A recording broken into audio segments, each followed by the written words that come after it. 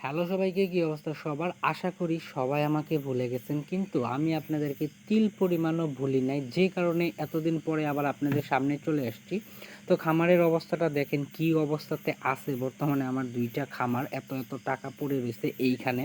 তো খামারের যে অবস্থা, সেটার পিছনে যে মানুষটা আছে এর কি অবস্থা হইতে পারে সেটা দেখেই আপনারা হয়তো বা বুঝে গেছেন।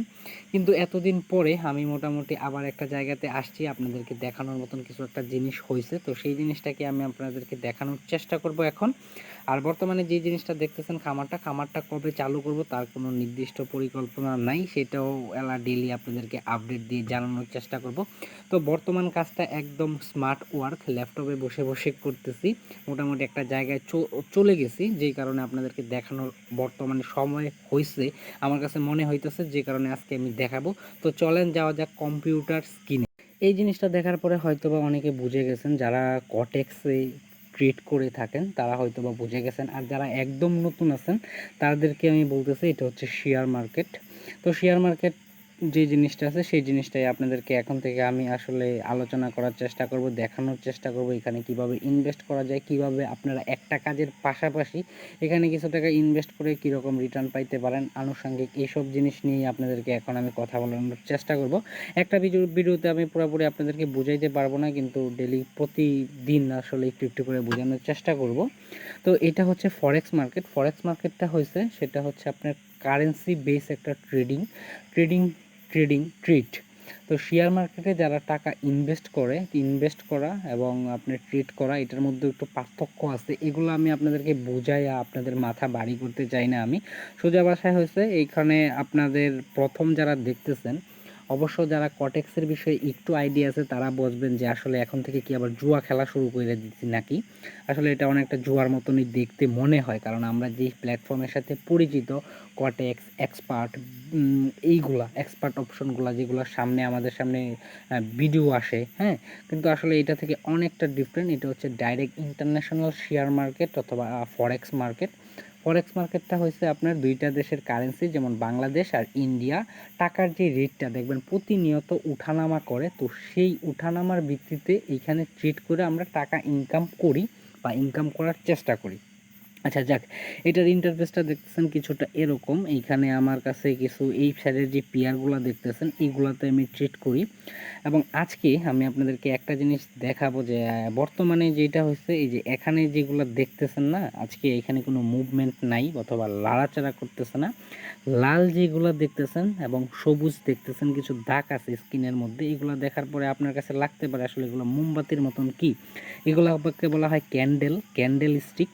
এটা হচ্ছে উপরে যেটা গেছে, মার্কেটটা উপরের দিকে উঠছে, এটা হচ্ছে সবুজ, আর যেটা নিচের দিকে নামছে এটা হচ্ছে লাল। হ্যাঁ, এতটুকুই আমরা আজকে বুঝি।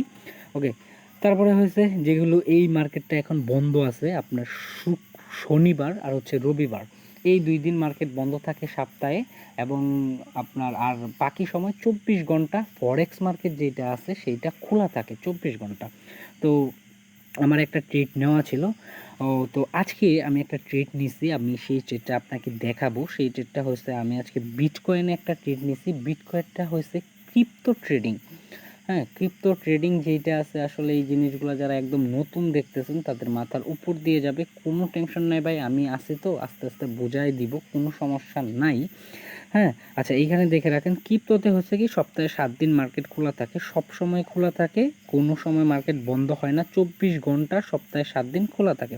তো এইখানে আমার একটা ট্রেড পাঞ্চ করা আছে, আমি বর্তমানে একটা এন্ট্রি নিছি, সেই এন্ট্রিটাই আমি আপনাদেরকে দেখাবো এখন। তো আমার যে এন্ট্রি পয়েন্ট আছে, এই যে আমি দাগ টানছি, এই জায়গা থেকে আমি এন্ট্রি নিছি। এটা হচ্ছে বাই এন্ট্রি নিছি। বাই মানে হচ্ছে মার্কেটটা উপর দিকে যাবে। তো উপর দিকে চাইলে দেখেন যে এইটুকু আমার সবুজের মতন একটা জায়গা আছে না, যে উপরে যে এই যে জায়গাটা দেখতেছেন, সেম এই জায়গাটার মধ্যে যদি আমার মার্কেট যায় তাহলে এটা হচ্ছে আমার টার্গেট।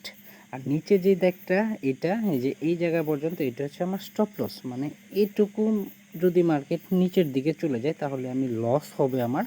যদি এখানে লস হয় তাহলে আমার $10 মতন লস হবে। আর উপরের দিকে যদি যায়, ওই যে যেই উপরের জায়গাটা সেইটুক পর্যন্ত গেলে আমার এখান থেকে লাভ হবে প্রায় $20 মতন। হ্যাঁ, তো আমার টার্গেট সেট করে দিয়েছে এবং টাকা 20 টাকা আমি $10 ইনভেস্ট করে দিয়েছি। ইনভেস্ট বলতে এখানে যে তাহলে এখন আমরা দেখব যে আসলে দেখে আসি বর্তমানে কত ডলার প্রফিট বা লসে চলতেছে সেইটা একটু যদি আমরা দেখি।